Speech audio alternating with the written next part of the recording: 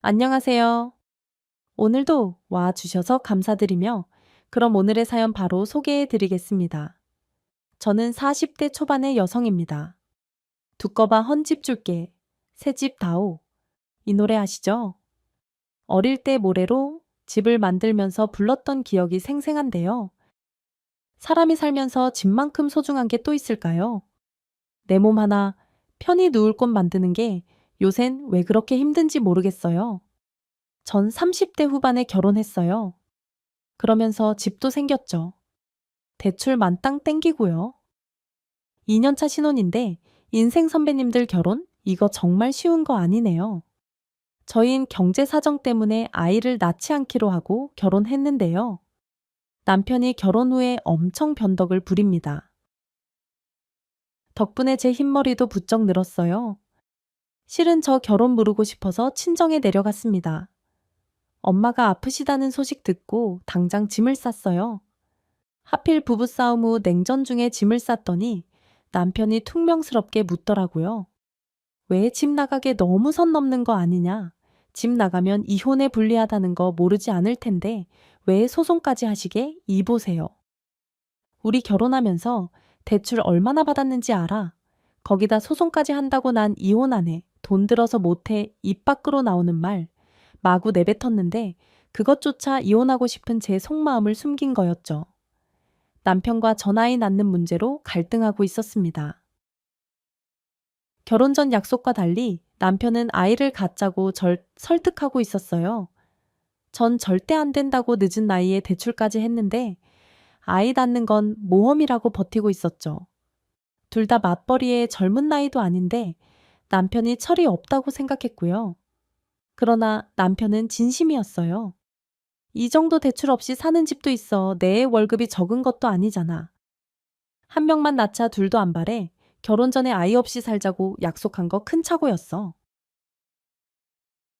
너랑 사니까 너무 좋고 행복하고 너랑 나 닮은 아기도 보고 싶어. 이게 본능이지 욕심이냐 미안한데 난 싫어. 애 낳으면 나 당분간 일 못해. 그럼 대출은 어떻게?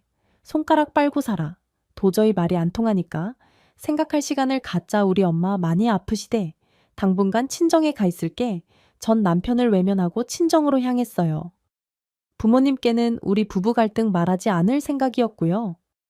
양가 부모님은 저희가 딩크인 것도 몰랐어요. 이래저래 심란하기만 했죠. 솔직히 말하면 저도 아이를 낳고 싶었어요. 그렇지만 자신이 없었습니다. 결혼도 늦었는데 출산휴가 대출 갚는 일까지 숨이 턱에 찼죠. 그럴 땐 여유 있게 즐기면서 부부들만 단출하게 사는 게 좋다고 싶었고요. 결혼 전에 약속까지 한 마당에 왜 변덕을 부리는지 남편이 미웠습니다. 일단 고민 접고 엄마 간호에 매달리자 싶었어요. 때는 여름이었고 더위가 막 시작된 때였어요. 이것저것 사서 친정에 갔더니 난리가 나 있었습니다. 아빠 혼자 엄마 간호하랴, 살림하랴, 정신이 없으셨겠죠. 냉장고엔 쉬어 빠지다 못해 쉰내 나는 김치에 싱크대엔 찐득찐득한 게 묻어 있고 말이 아니었어요. 거의 이틀을 청소에만 매달렸죠. 아빠는 제가 집에 온 뒤 내내 주무시기만 하셨습니다. 그러고 보니 여름이었어요. 아빤 사계절 중에 여름을 제일 힘들어 하셨죠. 엄마한테 아빠가 연기운을 못 차린다고 했더니 절 붙잡고 그러시네요. 주경아, 이제 곧 고모부 기일이야. 아빠 이때쯤 되면 크게 알았던 거. 기억나. 미리 아빠 좀 챙겨드려. 안 그럼 큰일 난다. 엄마 얘기 듣고 깜짝 놀랐습니다. 고모부의 존재를 한동안 잊고 있었어요. 어려서부터 아빠는 여름만 되면 그렇게 힘들어 하셨어요. 특히 고모부의 납골당을 다녀오신 후엔 며칠을 못 일어나셨죠. 이상하다고 생각은 했었습니다. 다른 계절엔 감기 한 번 안 걸리는 아빠가 여름만 되면 크게 아프셨거든요. 그럴 때마다 엄마는 저와 동생한테 시끄럽게 굴지 말라고 하시곤 심각한 얼굴로 한의원에 가곤 하셨어요. 여보, 한약 지어 왔어요. 거기만 다녀오면 사람이 이렇게 초죽음이 돼요. 얼른 이거 먹고 일어나요. 훌훌 털어내요. 제발 당신까지 잘못되면 어떡해요? 가끔 엄마는 울면서 화를 내신 적도 있었죠. 그럴 때 집안 분위기는 어두웠고 장난기 많던 동생도 눈치를 봤어요.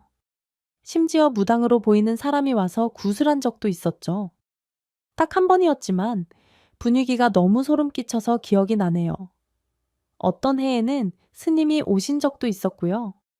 용하다는 한의사를 만난 후 아빠 몸이 좋아져서 그때 이후로 그 한약방에서 약을 지어 드셨죠. 매해 여름 8월이 되면 겪는 일이었습니다. 근데 지금은 상황이 더 안 좋았어요. 나이도 드셨고 엄마 간병하시느라 더 지치셨으니까요. 엄마도 아픈데 아빠까지 쓰러지면 큰일이겠다 싶어 겁이 났습니다. 아빠 미리 한약 지어 올까? 왜 있잖아? 여름마다 엄마가 한약 지어 오시던 거기 그 한의원 이름이 뭐예요? 그 한약방 선생님 돌아가셨다. 진짜 언제 아버진 말없이 식사만 하실 뿐이었죠. 그렇게나 시간이 흐른 거였습니다. 어김없이 고모부의 기일이 다가왔어요. 제가 어릴 때 돌아가셔서 기억이 어려선풋하게 남아있는 고모부는 외진 하천의 굴다리 아래 움막을 짓고 사시던 분이었습니다. 동네 사람들은 고모부를 뭐라고 불렀냐면 미친 사람 노숙자 거지 귀신이었어요. 존경은커녕 사람들로부터 무시당하고 멸시받던 분이었죠. 그래도 아버진 35년을 꼬박 고모부를 챙기셨어요. 올해도 어김없이 이른 아침 양복을 입고 나오시더라고요. 미숫가루 한 잔 타 드시더니 더 말도 없이 집을 나가셨죠. 엄마도 그날따라 말이 없으셨어요. 이젠 그만할 때도 됐는데 식사도 하는 둥마는 둥 하셔서 저도 마음이 심란했죠. 아버진 하루가 꼬박 지나 늦은 저녁에 돌아오셨어요. 전 얼른 밥을 차렸습니다. 하지만 넋이 나간 얼굴로 그대로 방에 들어가셨어요. 문이 딸칵 잠기는 소리에 전 깜짝 놀라 물었죠. 방문은 잠겨 있었습니다. 아버지 식사하세요. 시장하지 않으세요. 지워라 생각 없다. 다음날 아버지는 늦게까지 일어나지 않으셨어요. 전 너무 걱정이 돼서 열쇠로 방문을 열고 들어가 봤습니다. 아버지 미동도 없이 누워 계셨고 안색도 창백해 보였죠. 순간 이상한 생각이 들어 미친 듯이 방에 뛰어들어갔어요. 아빠, 아빠 숨 쉬는 거야. 아빠 눈 떠봐. 엄마 아빠가 이상해. 그 몇 초가 몇 분, 아니 몇 시간처럼 느껴졌어요. 영화의 느린 장면처럼 아버지가 눈을 서서히 뜨셨습니다. 왜 그래? 이 녀석아 아침서부터 시끄럽게 눈물이 왈칵 쏟아졌어요. 저도 모르게 주저앉아 엉엉 울어버렸어요. 깜짝 놀랐잖아요. 왜 이렇게 사람을 걱정시켜요? 그날 삐져서 하루 종일 말도 안 했던 것 같아요. 전 부모님 식사만 챙겨드리고 집을 나와 남동생한테 전화를 걸었습니다. 있었던 일 얘기하면서 속상해 죽겠다고. 아빠 왜 그러신지 너는 아냐고 물었어요. 엄마도 속 시원히 얘기 안 해주고 두 분이 한숨만 쉬신다고 했더니 동생이 그러는 거예요. 자기도 얼핏 들어서 아는 건데 고모부 그냥 돌아가신 거 아니라고, 아버지가 그 일로 두고두고 힘들어 하시는 거라고 하는 거였습니다. 전 아예 기억이 없었어요. 제가 학교 들어가기도 전에 고모부는 돌아가셨고 고모도 병으로 돌아가신 걸로 알고 있었죠. 고모네 이야기는 친척들 사이에서 쉬쉬하는 주제였어요. 어린애들은 알 거 없다고 부모님이 알려주지 않으셨고 어른들도 입에 올리기를 꺼려 하셨죠. 어린 마음에 두려운 마음이 들기도 했습니다. 그러나 제 나이 마흔이 넘은 시점에 알아선 안 될 게 뭐가 있겠어요. 부모님을 이해하기 위해서라도 고모부의 죽음에 대한 진실을 꼭 알아야겠다는 생각이 들었습니다. 어머니가 일찍 잠드신 어느 날, 전 아버지한테 요 앞 포장마차에 가 보고 싶다고 했어요. 우리 아버지 젊어서 술 좀 하셨거든요. 지금은 건강 때문에 못 하시지만 그 분위기 무척 그리워하신다는 것 정도는 알고 있었죠. 우동 먹어보고 싶은데 혼자 가기 창피하다고 아버지한테 10분만 옆에 있어 달라고 했어요. 거기서 저도 모르게 제 고민 얘기를 털어놓게 됐습니다. 결혼한 거 아이 낳지 않기로 약속하고 한 건데 최서방이 마음 바꿔 냉전 중이라고요. 아버진 놀라시지도 않더라고요. 한참 묵묵히 계시더니 그만 집에 가자고 하셨습니다. 전 엄마한테는 비밀이니까 약속 지켜달라고 했지만 아버진 굳은 얼굴을 풀지 않으셨어요. 그리고 이틀 뒤에 뜻밖의 얘기를 꺼내셨습니다. 그 포장마차로 가자고 하시더니 소주를 주문하시는 거였어요. 전 깜짝 놀라 아버지를 말렸죠. 한 잔만 하자. 딱 한 잔만. 너도 한 잔 할 테냐. 할 수 없이 아버지께 한 잔 따라 드렸죠. 주경아 네 고모부 월촌 다리 밑에서 살았던 거 기억나냐? 어렴풋이 그 모습은 기억나요. 근데 그게 다야 35년 전 고모부는 미쳤다는 소리를 들으며 목숨을 연명하고 계셨어요. 밤이면 동네에 개밥을 훔쳐먹는다는 소문도 돌았고요. 어렴풋한 기억에 어린 저는 거지가 친척이라는 사실이 싫었습니다. 동네 오빠들이 다리 밑 논막에 돌을 던지면 모른 척 같이 던졌던 적도 있었어요. 그리고 비로소 알게 된 고모부의 이야기는 큰 충격이었습니다. 지금부터 아버지의 시선으로 이야기를 풀어볼게요. 안녕하세요. 저는 주경이 아비입니다. 제게 평생을 잊지 못할 사람이 있어요. 살아있는 동안 다시는 보지 못할 소중한 이들이 매해 여름이 되면 유난히 더 그리워지네요. 어려서 제 부친은 무섭고 엄하기로 소문이 난 분이었습니다. 그 지방에서 사업 수완 좋기로 소문은 났지만 그만큼 무자비한 분이기도 했죠. 돈이면 무슨 짓이라도 한다는 걸 자랑처럼 말씀하시는 분이었어요. 제가 10살이 되던 해였을 겁니다. 어른들 몰래 꿀을 훔쳐 먹다가 서랍장이 무너져 내렸고 그 위에 있던 도자기가 박살이 난 적이 있어요. 물자가 귀하던 시절이라 꿀 서랍장 도자기 또한 귀중품이었습니다. 대노하신 아버지는 절 붙잡아 매 타작을 하기 시작했는데 어린 마음에 이렇게 맞다간 죽겠다 싶어서 아버지 손등을 꽉 깨물어 도망을 쳤어요. 죽을 힘을 다해 뛰는데 금방이라도 잡힐 것 같아 어디 숨어야겠다 싶었습니다.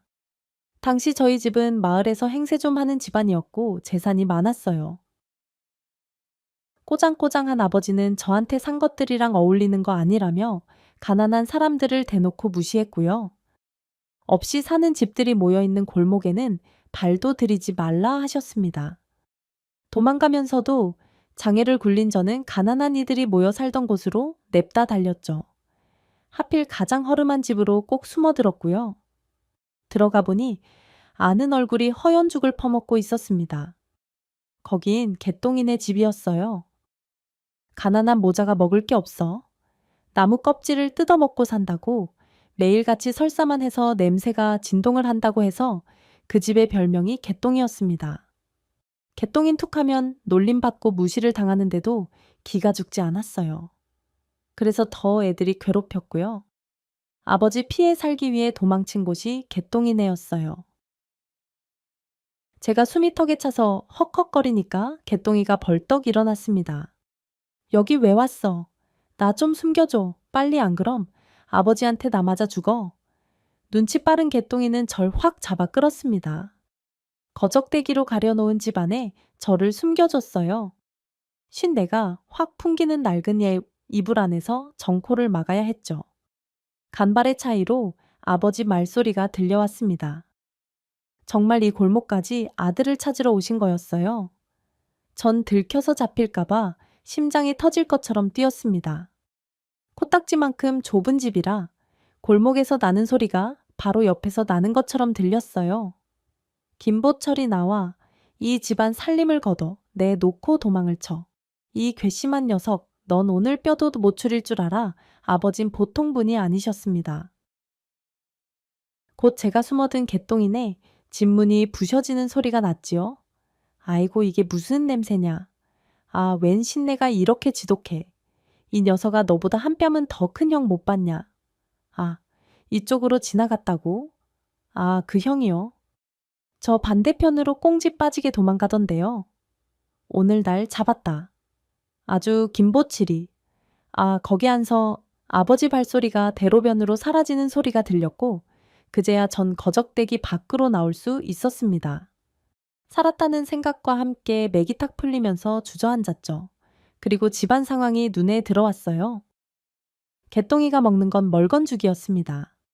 드문드문 초록색 잎이 떠 있는데 그마저도 거의 없다시피 했고요.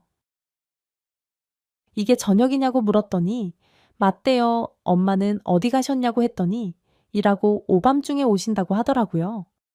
역시 소문이 맞았습니다. 개똥이네는 멀건죽으로 끼니를 때울 만큼 가난했어요. 전 약속했습니다. 다음에 올 때 간식이랑 먹을 걸 갖다 주겠다고요. 너 아니면 아버지한테 맞아 뼈도도 못 추렸을 거라고 고맙다고 했더니 자식이 피식 웃는 거였어요.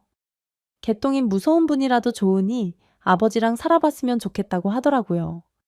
눈치를 보니까 아버지가 안 계신 것 같았습니다.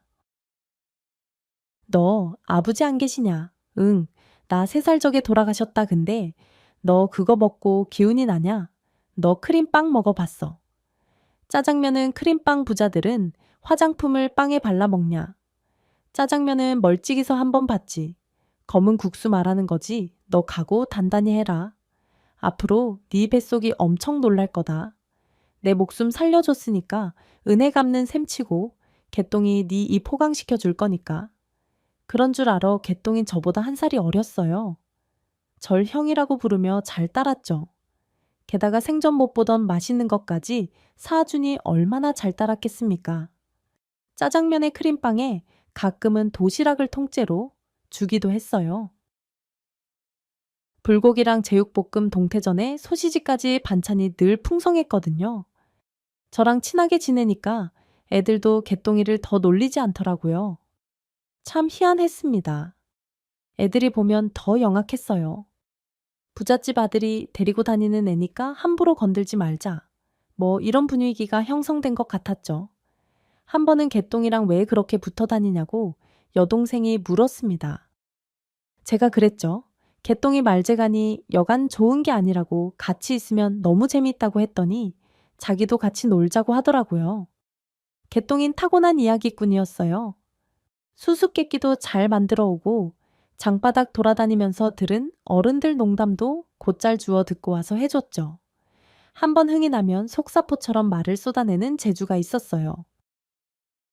세배 어디 보자 다 외워왔어. 숙제 검사 좀 해야 쓰겠네. 어디 형부터 해봐. 가만히 있어봐.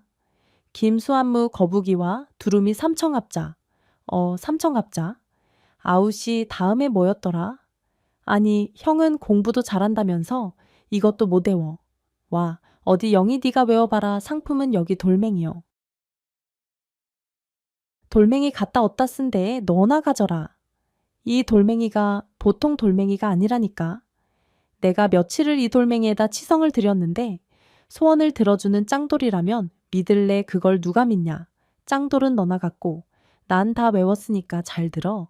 김수한무 거북이와 두루미, 삼청갑자 동방삭, 치치카포 사리사리, 센타 워리워리 합격. 자 짱돌은 영이 내꺼 이 짱돌을 갖게 되면 말이야. 개똥이랑 나중에 결혼을 하게 될 거란 말이야. 이것은 사기꾼 아니야. 너 거기 안 서. 사실 개똥인 인물도 출중했어요. 한 번은 셋이 근처 하천에서 수영하고 놀다가 햇빛에 몸을 말리려고 누웠는데 개똥이가 얼마나 잘생겼는지 깜짝 놀란 적이 있었죠. 떼국물이 지어지고 덥수룩한 앞머리를 까니까 밤톨 같은 얼굴이 드러나는데 산에 넘눈이 어쩌면 그렇게 땡그랗고 큰지 깜짝 놀랐다니까요. 코는 오똑하고요. 참 셋이 수영한 건 그때가 끝이었습니다. 그의 바다에 빠져 크게 고생을 한 뒤로 더는 수영을 하지 못했어요. 대신 개똥이랑 영희는 하천에서 곧잘 수영을 하곤 했습니다. 둘은 꼭 물가에 같았죠. 우리 셋은 자주 놀았고 교복 입을 나이가 돼서도 우정은 변함이 없었어요. 개똥이네도 쓰러져가는 판잣집에서 나와 번듯한 양옥집 반지에 새를 들게 되었습니다. 개똥이는 머리가 좋아 공부를 곧잘 했어요. 전 제가 푼 문제집을 물려주거나 용돈이 넉넉하면 개똥이 것까지 정가를 사서 주기도 했죠. 부담스럽게 왜 이러냐고 하면 나중에 성공해서 갚으라고 했어요. 여동생 영희는 개똥이보다 나이가 2살이 어렸고 그 녀석도 똘똘했습니다. 가끔 영희가 저한테 그랬어요. 개똥이가 부잣집에서 태어났다면 저보다 훨씬 더 공부를 잘했을 거라고요. 가난이 뭘까? 돈이 뭘까? 그런 얘기도 하더라고요. 우리 집은 동네에서 제일 가는 부자고 친하게 지내는 개똥이네가 가난에서 벗어나지 못하니까 세상의 비정함을 눈치챈 것 같더라고요. 사업 때문에 늘 바쁘고 아랫사람에게 무자비한 아버지는 우리 남매에게 늘 무섭기만 한 분이었습니다. 어머닌 그런 아버지의 기에 눌려 안절부절 못하며 사셨고요. 언제 불효령이 떨어질지 몰라 살얼음판을 걷듯이 살아야 해서 부유한 집안 환경에도 불구하고 그리 행복하진 않았던 것 같습니다. 제대 물론 먹는 거 입는 거 배우는 건 원 없이 했지만 마음이 불편하니 집이 못 견디게 불편한 적이 많았어요. 근데 개똥이네 집에 가면 그렇게 마음이 편할 수 없었어요. 토요일 오후 개똥이네 반지에서 라면을 끓여 먹어도 그렇게 맛있고 유치한 코미디 프로를 봐도 그렇게 재미있을 수 없었죠. 개똥이는 살 맛을 아는 애였고 주변 사람들을 웃게 만드는 재주가 있었습니다. 세월이 흘러 저와 영희는 대학에 갔고 개똥인 직업 전선에 뛰어들었어요. 용접 기술 배워서 바쁘게 살았죠. 개똥이 어머니는 젊어서 워낙 고생을 많이 하셔서 그때 이미 안 아픈 곳이 없으셨고요. 개똥이 아니, 기타에는 실력과 운이 따라줘서 큰 조선소에 들어갈 수 있었어요. 거기서도 새로운 기술을 개발해 포상도 크게 받았죠. 그게 다 개똥이가 20대에 이룬 것들이었어요. 전 대학에 입대했고 군 제대하고 졸업해 20대 후반에 취업을 준비하고 있었고요. 능력 있는 청년이 되어 더 이상은 개똥이라고 부를 수 없는 기태가 만나자고 해서 나갔습니다. 갔더니 생전 안 입던 양복을 입고 나왔더라고요. 오늘 무슨 일이냐고 물었더니 대답을 안 해요. 그러더니 5분 후에 제 동생 영희가 다방에 들어오는 게 아니겠어요. 야, 니들 무슨 결혼 발표하냐? 왜들 이래 어색하게 형 할 말 있어. 영희랑 같이 심장이 덜컥하더라고요. 그때 영희가 기타의 옆에 앉더니 둘이 손을 꽉 붙잡는 거였습니다. 기가 막혔죠, 뭐야? 너희 둘 설마 나 몰래 연애했냐? 사실 우리 형 군대 갔을 때부터 사귀었어. 영희랑 결혼하고 싶어, 형. 뭐 결혼? 야, 박영희, 너 이럴 수 있어. 오빠를 감쪽같이 속여 속인 건 미안해. 어쩔 수 없었어. 근데 일부러 속인 건 아니야. 기회를 못 잡았을 뿐이지 오빠도 많이 놀랐을 거. 알아. 그래도 할 수 없어. 우리 결혼 도와줘. 오빠 아버지 반대할 게 뻔해. 나한테 선보라고 난리셔 사람. 이렇게 기만할 수 있냐. 괘씸한 것들 도와주긴 뭘 도와줘. 니들이 알아서 해 반가움보다 배신감이 앞섰죠. 남들이 그 둘이 정분나겠다. 할 때도 그럴 리 없다고 하던 저였어요. 기태와 영희를 부부로 맺어 주자니 속이 너무나 불편했습니다. 기태를 친한 동생으로 아끼는 거랑 여동생의 남편으로서 가족으로서 받아들이는 건 다른 문제였죠. 가장 걸리는 건 기태의 집안이었어요. 너무 가난한 집이었습니다. 기태가 조선소에 취직해 높은 월급을 받는다고 해도 아프신 홀어머니의 외아들, 변변한 동기간 친척도 없는 그런 집안에 영희를 보내기는 싫었습니다. 저도 제가 이럴 줄은 몰랐어요. 아버지 또한 대노하셨죠. 은혜를 원수로 갚는다고 기타의 녀석 연줄 이용해 회사에서 잘리게 하겠다고 노발대발하셨습니다. 한마디로 집안이 발칵 뒤집혔어요. 그도 그럴 것이 동생에게는 내로라 하는 집안에서 며느리 삼겠다고 입질이 상당했거든요. 부모님은 그 중에서도 신중하게 고르고 계셨고요. 그 둘의 도와달라는 부탁을 외면하고 전 내심 둘이 헤어지길 바랬습니다. 저도 제가 이렇게 이기적인 인간일 줄 몰랐어요. 동생 영희는 어느 날 눈물로 호소하더라고요. 오빠가 이럴 수 있어. 기타의 오빠 누구보다 잘 알잖아. 좋은 사람이잖아. 나 그 사람 사랑에 왜 안 된다는 거야? 그 사람 아니면 평생 수절하면서 혼자 살 거야. 내가 못할 것 같아 너 오빠 협박하냐? 결혼이 장난인 줄 알아. 장난 아닌 거 아니까 이래. 엄마 아빤 돈만 보고 남편 감 고르라지만 난 죽어도 싫어. 이미 마음 다 줬고 더한 것도 줄 수 있어. 죽으라면 죽을 수도 있다고. 이 자식이 오빠 앞에서 못하는 소리가 없어. 도와줘? 제발 오빠 아니면 도움 청할 사람도 없어. 나랑 결혼 못하면 기타의 시 이민 갈 거래. 다 버리고 평생 숨어버릴 거래. 그러면 나 못 살아 혼자 고민 많이 했습니다. 이미 부모님한테 동생은 감금당하다시피 하고 있었어요. 또 한 번 기타에 만나면 다리 몽둥이를 분질러 버린다고 협박도 하셨죠. 까딱하다 머리도 박박 깎일 위기였고요. 이미 동생 혼처는 정해져 있었습니다. 아버지가 고르고 골라 사업에 도움될 집안 자체로 점 찍어 놓은 거였죠. 그때의 불길한 예감이 들었습니다. 저 또한 결혼을 그런 식으로 하게 될 거라는 생각이 들었어요. 동생 결혼해도 이렇게 난리를 치는데 장남인 저한텐 오죽하실까요? 갑자기 숨이 확 막혀왔어요. 사랑하지도 않는 여자랑 선봐서 결혼하고 첫날 밤을 보내야 한다고 생각하니 다짜고짜 괴롭기부터 했습니다. 하물며 동생은 여잔데 저보다 더 싫을 것 같다는 생각이 들었어요. 감정이 아닌 조건에 따른 결혼 동생이 치러야 할 대가가 너무 클 것 같았죠. 저 마음을 돌려먹었습니다. 기쁜 밤, 동생을 몰래 빼내서 기태네 집에 보내줬어요. 차 안에서 영희가 막 울면서 저한테 고맙다고 하더라고요. 채, 너희 둘 잘 사는 걸로 보답해. 아니, 보답할 것도 없어. 니들 둘이 잘 살면 돼. 미안하다. 영희야, 오빠가 생각이 짧았어. 몇 주 만에 본 기태는 눈이 쏙 들어가 있더라고요.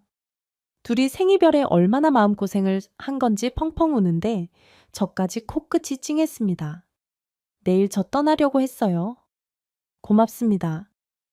형님 떠난다니 어딜 내가 무슨 생각으로 버텼는데 이제 우리 절대 헤어지지 말자. 약속해 투닥거리던 둘은 뜨겁게 포옹을 하더라고요. 그 사랑이 얼마나 기쁜지 느껴졌습니다. 전 집에 돌아가 부모님께 선전포고했어요. 영희 기타애랑 맺어주지 않으면 결혼 안 하고 노총각으로 살겠다. 부모님께 말했죠. 아버지 불호령을 기다리며 눈 질끈 감고 있는데 깊은 한숨과 함께 알았다는 대답이 들려왔어요. 제 계획이 통한 거였습니다. 장남이 노총각으로 늙어 죽는 것보다 딸이 원하는 결혼시켜주는 게 수지타산이 맞다고 생각하신 거였어요. 결국 영희는 기태와 화촉을 밝혔어요. 착한 영희는 아픈 시어머니 모시면서 기태와 단란한 가정을 꾸렸습니다. 1년 뒤 큰딸을 낳고 다음 해 연년생으로 둘째까지 낳았죠. 전 동생 네가 둘째를 낳은 그 해에 결혼을 했고 2년 뒤 남매를 낳았습니다. 가정을 꾸린 후에도 두 집이 왕래하면서 잘 지냈어요. 참 제 아내는 선으로 만났습니다. 사람 일 묘한 게 동생은 선봐서 결혼은 하면 안 된다고 우겼는데 전 부모님이 소개한 집안 딸이랑 결혼했네요.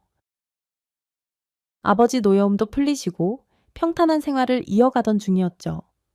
두 집 다 고향에 정착해 살고 있었어요. 아버지 사업은 탄탄대로를 달리고 있었고 저도 사업을 배우며 물려받을 준비를 하고 있었고요. 동생네랑 저인 여름이 되면 같이 피서를 가는 게 약속처럼 굳어져서 그 해에도 함께 물놀이를 갔죠. 고향 동네 하천이 애들 놀기가 좋았어요. 저희 어렸을 때랑 변한 게 없었죠. 물도 깊지 않고 물가에서 쉬기도 좋고요. 물가에 막 도착했는데 우리 집 막내가 끙끙 앓기 시작했습니다. 멀미가 심했는지 구토를 하려고 하고 열이 올라서 아무래도 병원에 가 봐야 할 것 같았죠. 동생네 애들은 그때 벌써 물에 들어갈 준비를 하고 있었어요. 매제는 근처 시장에 수박이랑 음료수를 사러 갔고요. 전 걱정하는 동생한테 말했죠. 금방 병원 다녀올게. 괜찮을 거야. 동훈이 원래 잘 체하잖아. 애들이랑 잘 놀고 있어 지혜야. 연계야. 외삼촌 동생들 데리고 병원에 금방 갔다 올게. 물놀이 한다고 동훈이가 들떠왔나 보네. 동훈아 약 먹으면 괜찮아질 거야. 울지 말고 뚝 고모 여기서 기다리고 있을게. 그러니까 병원 잘 다녀와. 전 병원으로 급히 차를 몰았어요. 평소에 잘 가던 소학교에는 유난히 사람이 붐볐습니다. 1시간쯤 지났을까? 막내 상태가 점점 더 안 좋아졌죠. 결국 전 큰 병원 응급실로 아이를 데려갔고 막내는 장염 진단을 받게 됐어요. 큰애도 비슷한 증상을 보이기 시작했고요. 물놀이를 못 가겠다 판단하고 애들을 아내한테 맡기고 하천으로 향했습니다. 준비했던 음식들 동생네 주고 오려고요. 그런데 크게 붐빈 적 없던 하천 입구가 시끌벅적했어요. 구급차와 경찰차 사람들도 떼를 지어 몰려 있었고요. 무슨 일이야, 사고 났나? 그때였습니다. 누가 비명을 지르며 우는데 목소리가 익숙했습니다. 오싹하고 온몸에 식은땀이 흐르면서 몸이 덜덜 떨리기 시작했어요. 곧 누군가 들것에 실려 나오는 장면이 보였어요. 이미 흰 천이 덮여 있는 걸 보니 사망한 것 같았습니다. 뭐야? 한 사람이 아니잖아. 둘셋 세 사람이나 죽었어. 손발이 달달 떨려 차에서 간신히 내렸습니다. 괜히 숨이 차고 답답해서 미칠 것만 같았어요. 그러다 결국 보고야 말았습니다. 들것을 옮기는 구급대원들을 붙잡고 아는 사람이 울부짖고 있는 것을요. 미치광기처럼 울고 있는 남자는 다름 아닌 기타의 제 여동생의 남편이었죠. 안 돼, 아니야. 이럴 리 없어. 아니라고요? 선생님들 다시 한번 확인해 주세요. 애들 엄마랑 애들 이렇게 따뜻한데 죽었을 리가 없어요. 다시 한번 확인해 달라고요. 아니야. 아니라고요. 죽었다는 소리가 날카롭게 제 심장을 찔렀습니다. 전 매제한테 달려가 붙잡고 물었죠. 무슨 소리야? 죽어, 누가 죽어? 정신 차려, 왜 이래, 형님? 형님, 그제야 매제는 정신을 잃고 쓰러졌습니다. 지옥이 있다면 이런 곳일까요? 구급대원들이 매제를 에워쌌고 모든 게 슬로우 모션처럼 흘러갔어요. 꿈이 아닐까, 이런 게 현실일 수 없어, 꿈일 거야. 생각하며 가까이 있는 들것의 흰 천을 들춰봤어요. 거기엔 온몸이 물에 젖어 있는 영희 한 번도 본 적이 없는 모습에 영희가 잠을 자듯 눈을 감고 있었습니다. 얼굴빛이 이미 살아있는 사람의 것이 아니었어요. 충격을 받은 전 오열했습니다. 영희 안 돼, 영희야 뒤따르는 들것에 꼭 갔던 조카들이 나란히 누워 있었던 거였지요. 인정할 수 없는 비극에 저 또한 정신이 나가버렸습니다. 1시간 전만 해도 뜨겁게 숨쉬며 살아있던 가족들이었어요. 그 사이 도대체 무슨 일이 벌어져서 셋이 한꺼번에 숨을 거둔 건지 인정할 수도 받아들일 수도 없는 일이 벌어진 거였죠. 병원에 쫓아가 봤지만 이미 사망 선고가 내려졌기 때문에 아무 소용이 없었습니다. 누구라도 붙잡고 애원하고 매달리고 싶었어요. 제발 살려달라고, 시간을 되돌릴 수 있게 해달라고. 전 울부짖었고 간신히 깨어난 매제는 넋이 나간 듯 말을 잃고 눈물만 흘릴 뿐이었습니다. 경찰 조사와 장례 준비가 동시에 이루어졌어요. 목격자에 의하면 애들이 하천에서 놀다가 갑자기 물속으로 사라졌다는 거였습니다. 그 모습을 본 제 동생이 애들을 구하려고 뛰어들었다가 함께 빠져 목숨을 잃었다는 거였어요. 모든 게 짧은 시간에 벌어진 일이었고요. 도저히 믿을 수 없는 이야기였어요. 거긴 매년 여름마다 가는 곳이었습니다. 애들이 놀아도 될 만큼 수심도 얕은 곳이었고요. 조금이라도 위험한 곳이었다면 누가 애들을 놀게 놔뒀겠습니까?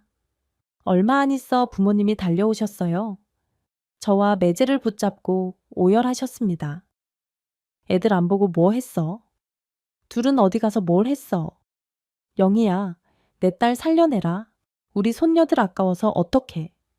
믿기 어려운 비극에 정신이 나갔지만 산 사람은 해야 할 일이 있었어요. 여동생과 아이들의 장례를 치러야 했어요. 그건 누구도 아닌 제 몫이었죠. 어렵게 정신을 수습하고 하나하나 준비를 했습니다. 억장이 무너지고 억울하고 분했어요. 티 없이 맑았던 아이들 착하기만 한 동생이 왜 이런 죽음을 맞이해내야 하는지 누구도 받아들일 수 없었죠. 그리고 밝혀진 사실은 더 참혹했습니다. 사건의 진상은 이랬어요. 그 하천의 모래에 불법으로 퍼간 업자가 있었습니다. 아무도 모래가 줄었다는 것을 알지 못한 상태에서 여름이 된 거였고요. 중턱까지도 물이 얕아 가족 단위로 물놀이를 하던 곳이었는데 그런 파렴치한 짓을 해놓고 모른 척을 한 거였죠. 모래가 빠져 깊게 파진 곳은 방치돼 있었어요. 아무런 표시도 하지 않고 구덩이도 메우지 않은 상태여서 물속에는 엄청 깊은 웅덩이가 생긴 거였습니다.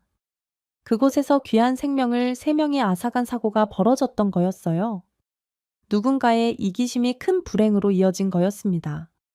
거기 그렇게 깊은 데 아니었잖아요. 분명 애들 허리까지 오는 데였는데 놀던 애들이 갑자기 쑥 사라져버린 거예요. 터몽, 애들 엄마로 보이는 사람이 비명 지르면서 뛰어들었고 꼭 물에 빨려 들어가는 것 같았다니까요. 이를 어쩌면 좋아요. 매제는 그 시간장을 본 뒤 돌아오고 있었고 전 병원에 있었고요. 우리 둘 중에 한 사람이라도 그 자리에 있었다면 결과가 달랐을까요? 그렇게 매제는 덩그러니 혼자 남게 됐습니다. 장례식장에서 넋이 나가 있는 매제에게 그 누구도 쉽게 다가가지 못했어요. 그만큼 가족에게 닥친 비극은 크고 무거웠으니까요. 장례식이 끝난 후 매제는 눈빛이 달라졌어요. 꽃도 피지 못한 어린 딸들과 소중한 아내를 잃은 그 사람은 여기저기 찾아다니기 시작했죠. 몰래 모래를 퍼간 공사업체와 지자체에 항의를 해봤지만 돌아오는 건 무시와 냉대 책임 회피뿐이었고 계란으로 바위를 치는 것 같은 무기력함을 느꼈다고 했습니다. 이 살인자들아, 이 대표라는 건 코빼기도 안 보이고 겁이 나긴 나냐? 이 못된 것들아, 니들 때문에 내 아내 자식들이 한꺼번에 죽었어. 그렇게 번 돈으로 잘 먹고 잘 살 수 있을 것 같냐? 나와 대표 나오라고. 너희들 내가 어디든 쫓아갈 거야. 지옥까지 쫓아갈 거라고. 여보 얘들아, 회사에 찾아가도 문 앞에서 쫓겨나기 일쑤였고 분노에 가득 찬 매제는 입구에 오물을 붓고 별짓을 다 했지만 그런 짓으로도 철옹성 같은 업체의 문을 뚫지 못했다는 거였습니다. 그래도 모두가 외면한 건 아니었대요. 매제가 회사 앞에 주저앉고 울고 있으니 나중에는 경비들이 와서 같이 울어주더랍니다. 처음엔 잡상인 취급하며 떠더밀던 사람들도 내막을 듣고는 가슴이 아팠던 거였겠죠. 책임을 물을 곳이 거기뿐이었을까요? 매제는 불법으로 모래를 퍼가는 행위의 담당, 지자체 공무원들과도 연루됐다는 걸 알고 창자가 끊어지는 심정을 담아 편지와 이웃들의 호소문을 준비하고 본인이 관련 법 조항을 공부까지 해서 갔대요. 자자가 항의했지만 거기서도 매제는 미친 사람 취급을 받았을 뿐이었죠. 알았으니까 아이 나가세요. 시간 나면 볼 테니까. 두고 가시라고요. 시간 나면 볼 게 아니라 지금 당장 보라고요. 내 아내랑 금쪽 같은 애들이 모래를 파낸 웅덩이에 빠져 죽었다니까요. 사람이 죽었습니다. 그것도 한나란 시에 놀러 갔다가요. 내 관할이 아니고 모릅니다. 아이, 기다리세요. 야, 넌 가족도 없냐? 위험하다는 팻말만 하나 있었어도 우린 거기 안 갔어. 뒷구멍으로. 뇌물 받고 아무 일도 안 한. 니들도 살인 공범자들이야. 내 딸 살려, 내 애들 엄마 살려내라고. 이 천벌 받아. 이것들아, 너는 가족도 없냐? 자식도 없어 나라의 녹을 먹는 인간들이 할 짓이야. 이게 매제는 하루가 멀다 하고 찾아갔지만 어디서 협박질이냐며 비난받고 하루는 길에서 모르는 깡패들한테 붙잡혀 흠씬 두들겨 맞은 적도 있었습니다. 업체의 대표와 그 뒷배경을 봐준 사람들이 매제가 시끄럽게 구니까 그런 더러운 짓까지 벌인 거였죠. 많이 다친 매제는 입원을 했고 회복이 유난히 더뎠습니다. 몸도 마음도 이미 정상이 아니었어요. 그 사람은 면회를 간 저를 잡고 애원을 했죠. 형, 그 위험한데 사람들이 또 갈 거 아냐? 아직도 거기 팻말 하나 안 붙어 있지 안 돼? 큰일 난다고. 전 힘 닿는 데까지 알아볼 테니까.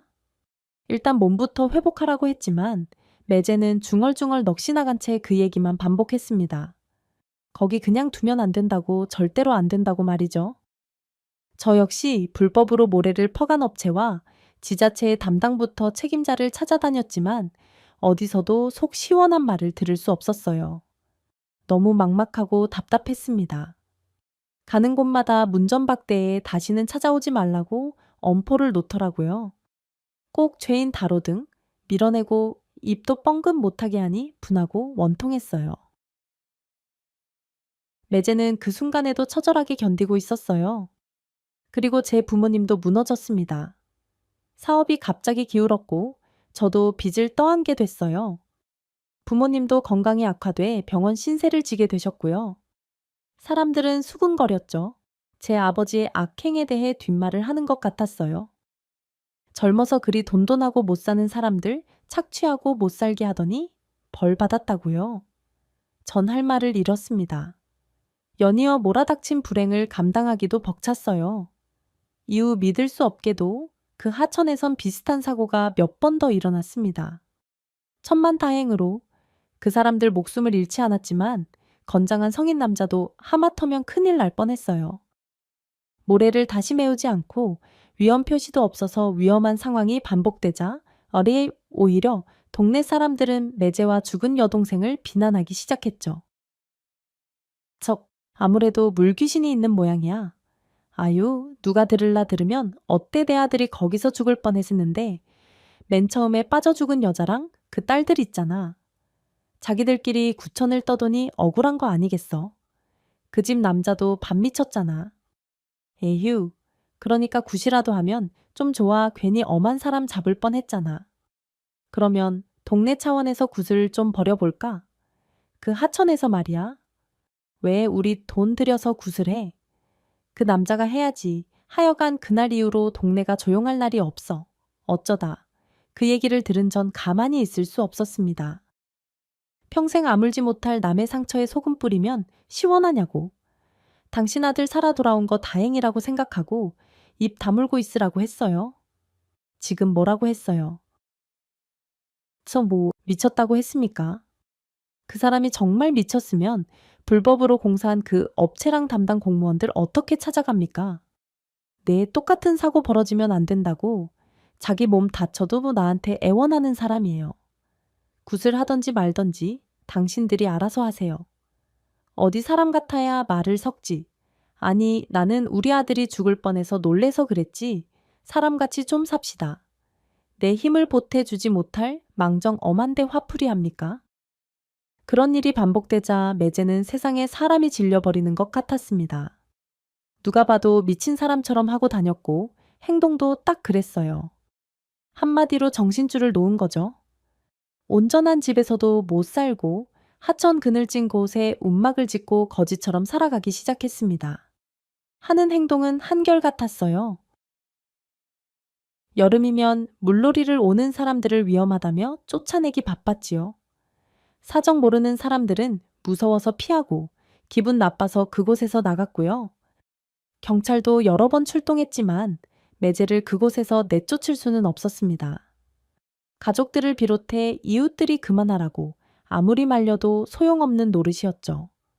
매제의 시선은 늘 아내와 자식들을 빼앗아간 그 물속에 있었습니다. 그렇게 하천을 지키면서 물에 빠질 뻔한 사람을 몇 번이나 구하기도 했고요. 하지만 평탄치 못한 나날이었죠. 하천 위에는 하천가 식당이 몇 개 있었습니다. 그 사람들에게 매제는 눈엣 가시였어요. 시원한 물가에서 좋은 경치 보며 백숙이라도 먹을라 치면 움막에 웬 더러운 거지가 나와서 물가를 어슬렁거리니 손님들 밥맛 떨어진다는 게 그 이유였습니다. 그렇게 몇 년이 지나고 또다시 여름이 다가왔어요. 몇몇 사람들이 또 그 하천가에서 물놀이를 하기 시작했어요. 그 당시 저는 여름만 되면 매제가 걱정되어 움막을 자주 찾아갔어요. 뭐해? 밥은 제대로 먹고 살아. 아우, 냄새. 아, 썩은 음식은 좀 내버려. 제발 정신 좀 차려라. 개똥이라는 이름. 자네 기억나? 이렇게 말도 잘하고. 똑똑했잖아. 이제 사람답게 살아야 돼. 영희도 그렇고 딸들도 자네 이러는 거 좋아하지 않을 거야. 그러니 이제 정신 차리고 같이 가세. 이제 죽은 이들 보내주고 정신 차리라고 수없이 타일렀지만 매제는 말도 잃고 다가온 사람을 상대도 하지 않았습니다. 그날도 젖 먹을 음식이랑 깨끗한 속옷을 챙겨 매제가 있는 움막으로 향했어요. 날이 갈수록 매제의 건강이 안 좋아져서 걱정이 됐습니다. 그런데 차에서 내린 순간 사람들의 비명부터 들렸어요. 어떻게 사람이 빠졌어? 저 거지가 지금 사람 구한다고 뛰어든 거지. 뛰어가면서 보니 이미 일은 벌어지고 있었습니다. 하천 중턱으로 아이들이 나무집 쓸려가듯 떠내려가고 있었고, 매제가 미친 듯이 수영을 해서 그 애들 쪽으로 가고 있었어요. 멀리서 봐도 알 수 있었죠. 매제는 전속력으로 있는 힘을 다하고 있었어요. 미처 구하지 못한 자신의 딸들을 구하기라도 하는 듯이 그 아이들을 한 명씩 잡아 올렸습니다. 평소 매제는 잘 먹지도 자지도 않았는데 그런 힘이 어디서 솟아난 건지 결국 아이들을 구한 매제는 정작 자신은 힘이 빠져 물에서 나오지도 못했어요. 저는 엉엉 울면서 매제한테 갔습니다. 이 사람아 어서 이 손잡고 나와 빨리. 그런데 이상한 일이 벌어졌어요. 전에는 생전 눈 한 번 마주친 적 없던 사람이 물속에 누워 저를 빤히 바라보는 것 아니겠습니까? 순간 등골이 서늘했어요. 빨리 나와. 왜 그러고 있어? 저는 미칠 듯한 조바심에 물속으로 벌벌 떨며 들어갔어요. 10대 초반에 바다에 빠진 뒤로는 수영을 시도한 적이 한 번도 없던 저였습니다. 하지만 매제는 들어오지 말라고 손짓을 하더니 더 멀리 물을 따라 중턱 쪽으로 흘러갈 뿐이었어요. 아무 말도 하지 않고 저를 바라보며 깊은 곳으로 쓸려 내려가는데 사람들의 비명이 들렸습니다. 저 사람 힘 빠진 것 같다고 어떡하냐고요? 전 두려움을 무릅쓰고 물에 뛰어들었어요. 멀리서 구급차가 출동하는 소리가 들려왔지만 지체할 수 없었죠. 하지만 눈앞에서 순식간에 매제가 사라졌고 누군가 제 뒷덜미를 잡는 느낌이 들었습니다. 다른 사람들이 허우적거리는 절 물 밖으로 끌어내고 매제를 찾았지만 소용없었어요. 전 오열했습니다. 절 보는 매제의 눈빛에서 읽힌 건 죽음이었어요. 며칠 전 그 사람이 했던 말이 떠올랐지요. 멍하니 하천 중턱을 바라보며 이렇게 말했어요. 아무리 후회해도 사람 잃으면 되찾을 수 없는 건데 또 누가 죽으면 어떡해. 이젠 여기서도 저 물속이 환히 들여다보여. 그래서 아무것도 할 수가 없어. 반드시 해결책을 내야 돼. 누군가 또 나 같은 일을 겪게 할 순 없잖아. 그건 영애에게도 애들한테도 못할 짓이야. 그리고 가족들이 너무 그립다면서 닭똥 같은 눈물을 뚝뚝 흘렸습니다. 전 매제를 혼냈어요. 쓸데없는 생각하지 말라고요. 하지만 그 사람은 완고했죠. 힘들어요. 지금이라도 영희랑 애들 옆으로 가고 싶어요. 그걸 지금 말이라고 해 영희가 참 더 좋아하겠다. 자네? 그렇게 가면 잘 오셨수. 할 것 같아. 오히려 왜 왔냐고 화를 낼 거야. 자네의 영희 성격 몰라. 내 마음 아무리 형님이라도 이해 못해요. 탐욕스러운 인간들도 질리고 더 이상 숨쉬고 싶지가 않습니다. 결국 매제는 죽을 각오를 하고 그 아이들을 구한 후 이 비극을 끝맺고 싶은 게 아니었을까요? 이 사람아 이렇게 가버리면 어떡해. 개똥아 기타에야 그렇게 매제는 한 많은 인생을 끝내고 가족의 곁으로 가게 됐습니다. 누구도 이 커다란 비극 앞에서 쉽게 입을 뗄 수 없었어요. 빈소는 너무나 조용했고 또 쓸쓸했죠. 많은 사람들이 찾아왔는데도 그랬어요. 그리고 장례식 이틀째 되는 날 생판 모르는 사람들이 찾아왔어요. 양복 입은 장정들을 거느리고 나이 지긋한 분께서 오셨어요. 제가 누구신지 여쭙기도 전에 저한테 허리를 굽혀 인사를 하시더라고요. 어떻게 인사를 올려야 할지 고인이 아니었다면 제 손자들 살지 못했을 겁니다. 네. 아, 그 아이들이 그런 매제가 구해준 아이들의 친할아버지가 찾아오신 거였어요. 그분은 경영자이자 정재계에서 유명한 사회 지도층이셨죠. 정말 깜짝 놀랐습니다. 직접 찾아오셔서 저에게 매제에 대해 알고 싶다고 하셨고, 전 긴 이야기를 하나도 빠짐없이 해드렸어요. 어려서 매제를 만났던 일하며 여동생과의 부부 인연 평소 어떤 생각을 갖고 살아온 사람이었는지, 얼마나 전도유망하고 성실한 가장이었는지, 또 예고 없이 다가온 큰 비극의 원인이 사리사욕의 눈먼 업체의 불법 행위 때문이었다는 것까지 낱낱이 말씀을 드렸습니다. 그때까지 누구도 우리의 비극에 관심이 없었어요. 전 막혔던 독이 터진 듯 업체와 지자체의 책임 회피 행태와 만행 매제가 하천에 움막을 짓고 살았던 이유와 죽기 전에 마지막으로 나눴던 대화까지 다 털어놓았죠. 그 긴 이야기를 회장님께서는 묵묵히 다 들어주셨어요. 그리고 저와 죽은 매제에게 진심으로 사죄한다고 하셨습니다. 사회가 공고 망가진 것 책임을 통감한다며 돈 욕심에 인간의 도리를 잃은 사람들을 대신해서 사죄하고 싶다고 하셨어요.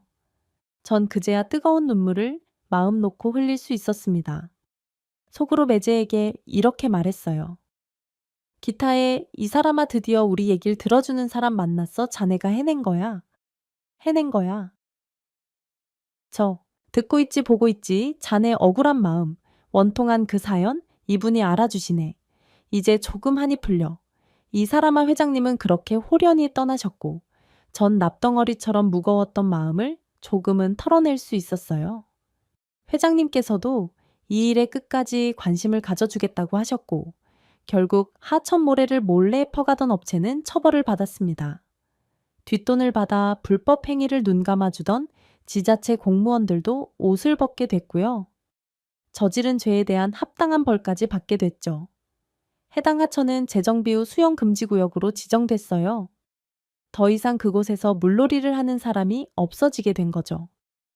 그렇게 되기까지 그리 길지 않은 시간이 걸렸습니다. 매제는 이 모든 걸 지켜봤을까요?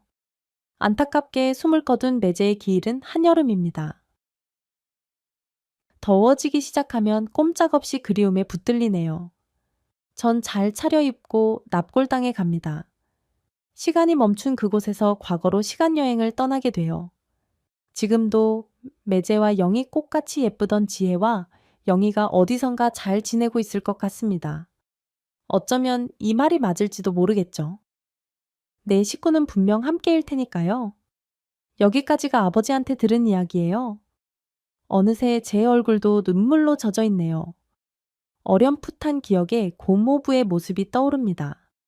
멀쩡한 집 놔두고 거지노름 한다는 동네 사람들의 비아냥을 들으며 어린 나이에 창피하다는 생각을 했었던 것 같아요. 고모부의 한 서린 마음을 이해하지 못한 철없는 아이의 생각이었죠.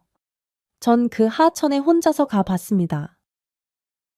저 물결이 잔잔하게 있는 그곳엔 수영금지라는 팻말과 함께 둘레에 높은 울타리가 세워져 있었어요. 어디선가 아버지의 목 놓아 부르는 소리가 들리는 것 같았죠. 영희야, 기타애야. 그날 동생이 아파서 병원에 가지 않았다면 어쩌면 저와 동생이 비극적인 운명을 부지불식간에 마주했을지도 모릅니다. 만약 그때 그곳에 우리가 있었다면, 동생과 내가 깊은 곳에 쓸려 내려갔다면 그렇게 생각하니 온몸에 힘이 들어갔어요. 운명을 비켜간 살아남은 자의 숙제는 뭘까? 고민하게 되더라고요. 전 해가 질 때까지 그곳에 앉아 있었습니다. 기억 속 하천가의 움막과 마치 벌을 주는 것처럼 자신을 돌보지 않던 고모부의 모습을 떠올려 봤어요. 그분은 가족을 사랑했고 끝까지 자기와의 싸움을 멈추지 않은 거였죠. 눈시울이 붉어졌어요. 갑자기 남편이 보고 싶어졌습니다. 망설이다. 전화를 걸었어요. 그동안 어떻게 외면하며 살았는지 이상하게 느껴질 정도로 남편의 목소리가 너무 반갑게만 들렸어요. 나야 잘 있었어. 일하고 있어. 오늘 토요일이잖아. 집이지 왜 당구 치러 안 나갔어 주경아. 네가 없으니까 뭘 해도 재미없다. 나 오늘 처갓집 가도 돼. 그래 와 기다릴게 보고 싶다. 여보 나도 주경아. 미안해 약속. 어긴 거 미안하게 생각해. 아기나 차고 내가 너무 강요했지 쉬운 일도 아닌데. 아니야. 나도 생각 많이 했어. 참 일단 여기로 와. 우리 얼굴 보고 얘기하자. 그날 저녁 남편이 집에 왔습니다. 내색은 안 해도 걱정하시던 부모님 얼굴이 환해졌어요. 남편과 제가 요리해서 저녁 해 먹고 부모님 주무시는 것까지 확인한 뒤에 산책을 나왔습니다. 그리고 제 결심을 얘기했어요. 너무 늦지 않았다면 우리 예쁜 아기 갖자 그래도 되겠지. 함께 걷던 남편이 우뚝 서더라고요. 너무 놀라 절반을 보더니 5초 후에 절 안고 빙글빙글 돌리면서 좋다고 웃기 시작했어요. 만세 우리 주경이 최고다. 내가 잘할게. 정말 잘할게. 정말이지 진짜지 남편은 알까요? 제가 생각을 바꾸게 된 계기를요. 헤아릴 수 없이 큰 사랑을 저도 경험해 보고 싶다는 생각이 들었습니다. 세상이 우리를 속일지라도 사랑으로 믿음으로 또 우정으로 아끼는 이들과 정성스럽게 살고 싶어요. 초반 그렇게 전 임신을 준비합니다. 여러분 저 응원해 주실 수 있나요? 저와 우리 가족의 사연은 여기까지입니다. 긴 이야기 들어주셔서 감사합니다. 모두 행복하세요.